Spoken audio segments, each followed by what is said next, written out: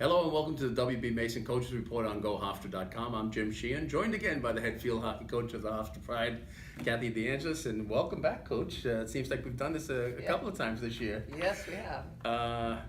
The Pride 1-2 last week. The only conference school to get a win last week, as the CA went 1-12 with a win over Sacred Heart, but a rough weekend losing to Ryder and Lockhaven. But the team is coming along offensively. 4 goals, 2 goals against Sacred Heart, 4 goals against Ryder, and 2 goals against Lockhaven. So you got to be pleased with the team beginning to gel. Yes, I mean, we're getting there. It's been a slower process than I would have liked it to be, but when you have such a young team like this and there is not enough experience, it's a daunting challenge sometimes to try to get a team to click. And we're definitely gone through those growing pains, and at least we're trying to get it out of the way before we hit the league play on Friday.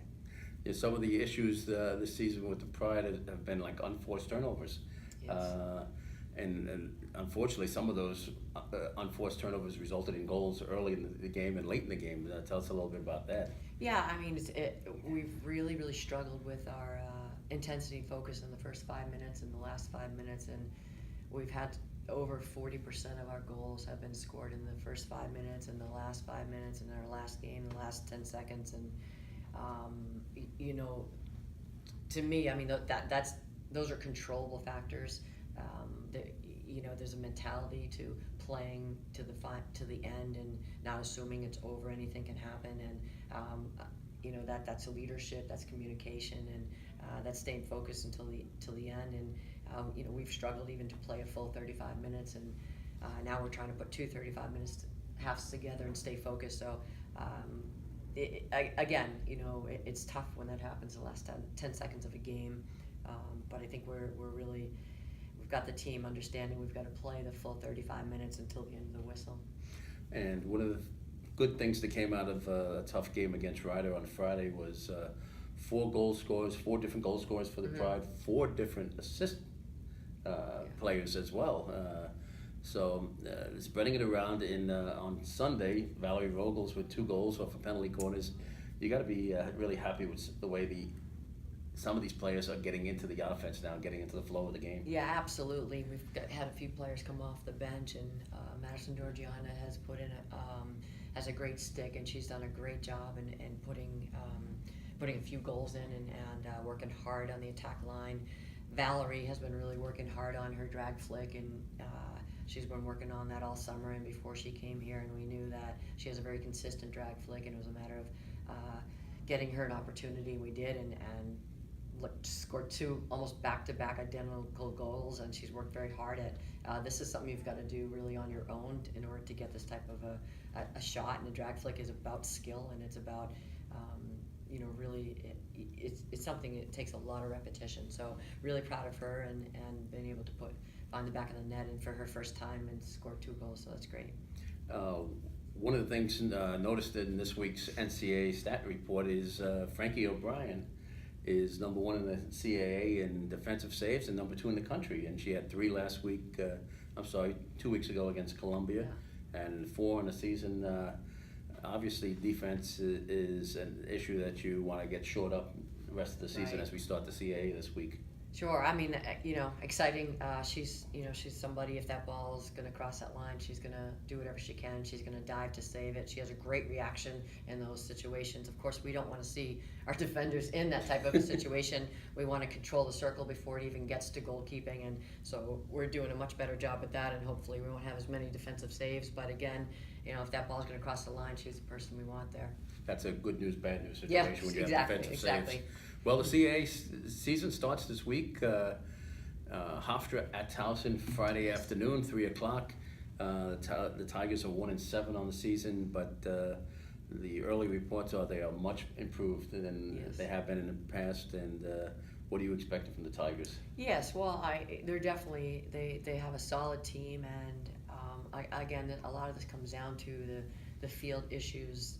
We're playing our final and last game on a field turf ever, and that's something that no one in our league plays, and of the 78 schools, there's only 2 or 3 schools that still play on a field turf. So Their Astro water-based turf is under construction, and unfortunately with the rain that they had, they weren't able to complete it before our game. So we are playing on the field turf. We've been practicing here at the Bubble and the soccer stadium to prepare for that.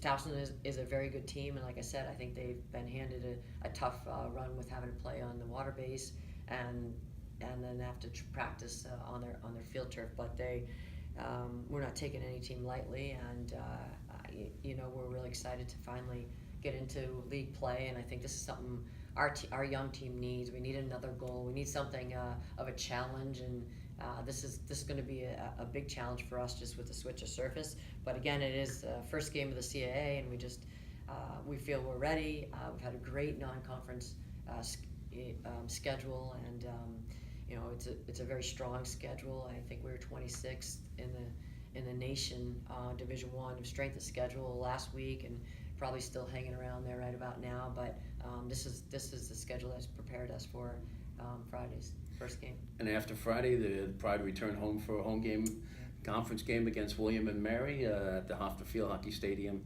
at noon. The Tribe is 3-4. They lost to Wake Forest and UConn last week, but they are a formidable opponent. Oh yes, no, absolutely, and they have a very strong schedule. And just two teams you just mentioned here, national champions, and then an ACC school. That's going to be a tough game for us, but to have William and Mary at home back here in Hempstead, we can't be more thrilled to have that game. We want to take one game at a time, and that's Towson, and then we'll have a day to recoup and prepare for Sunday. Now the Tribe is on the road Friday at Northeastern. We're at Towson. Is it easier to have two road games back to back, or is it tougher to have a split where you're road one day and back home 2 days later? I think anytime you're going to be playing at home in your own field, that's an advantage in itself. So I think we're at an advantage in that situation. They're coming from Boston and probably flying up. They usually do fly up to Boston and then maybe getting a bus here to New York. So they've got a tough travel into New England. And for us, we'll be back Friday night, and we've got that to recover on Saturday. So I think we're going to be sitting pretty good for as far as recovery and preparation, for Sunday's game. Well, good luck this weekend. Great, thank you. Against Towson on Friday at Towson at 3 o'clock.